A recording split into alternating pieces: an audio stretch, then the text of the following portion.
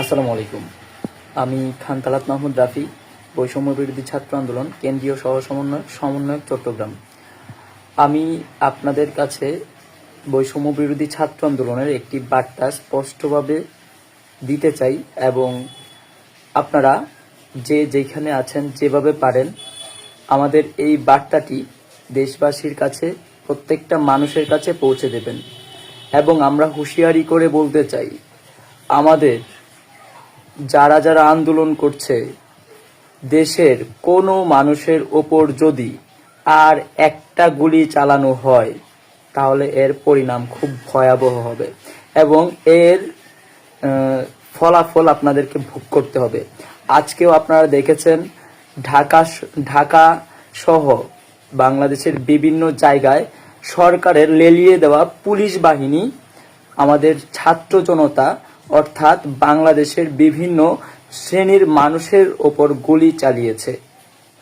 আমরা পরিষ্কারভাবে বলে দিচ্ছি, আর যদি একটা গুলি চলে এর দাঁত ভাঙা জবাব দিবে বাংলাদেশ।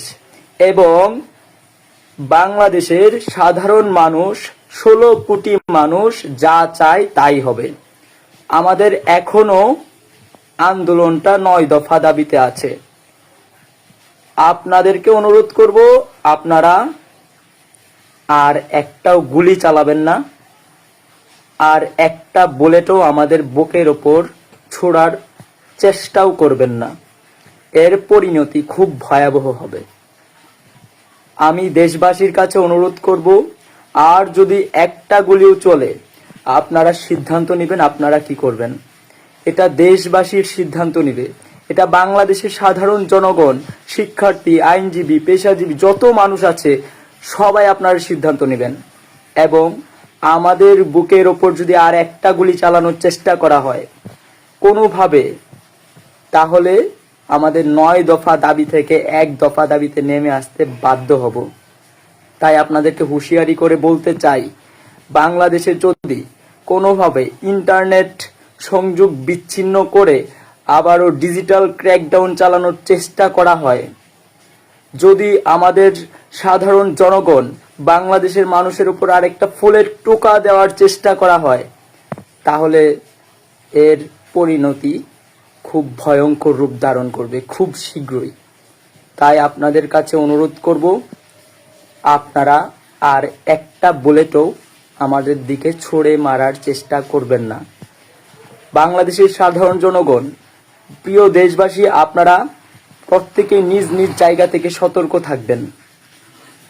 আমরা বিশ্বাস করি আমাদের সাধারণ জনগণ, আমরা যারা আছি, আমরা এই যে সরকারের টালবাহানা বুঝি, আমরা বিভিন্নভাবে আমাদের মাঝে বিভ্রান্ত ছড়ানো, ডিভাইড করার, এই বিচ্ছিন্ন করার, সম্প্রীতি বিনষ্ট করার চেষ্টা করা হবে। আপনারা সেই ব্যাপারে সতর্ক থাকবেন। আমরা জানি সরকারের এই তালবাহানা আপনারা সবাই বোঝেন, সবাই জানেন, সবাই দেখতে পাচ্ছেন। এখানে নতুন করে কোনো কিছু বলার নাই। যারা দেশের বাহিরে আছেন, বহির্বিশ্বের গণমাধ্যমগুলো আছেন এবং আমাদের প্রবাসী ভাইরা আছেন, আপনাদের কাছে অনুরোধ থাকবে আপনারা আপনাদের কর্মসূচি অব্যাহত রাখেন। আপনারা আমাদের সাথে, বাংলাদেশের ছাত্র সমাজের সাথে শুরু থেকেই ছিলেন। আমরা আপনাদের প্রতি কৃতজ্ঞ এবং আমরা বিশ্বাস রাখি আপনারা আমাদের সাথে শেষ পর্যন্ত থাকবেন এবং চূড়ান্ত বিজয় নিয়ে আমরা তারপর ফিরবো ইনশাল্লাহ। তো বহির্বিশ্বের যে সকল গণমাধ্যমগুলো আছে, প্রত্যেকটা গণমাধ্যমের কাছে আমাদের এই তথ্যগুলো, আমাদের এই সংবাদগুলো পৌঁছে দেবেন। এটা আপনারা নিজ দায়িত্বে করবেন।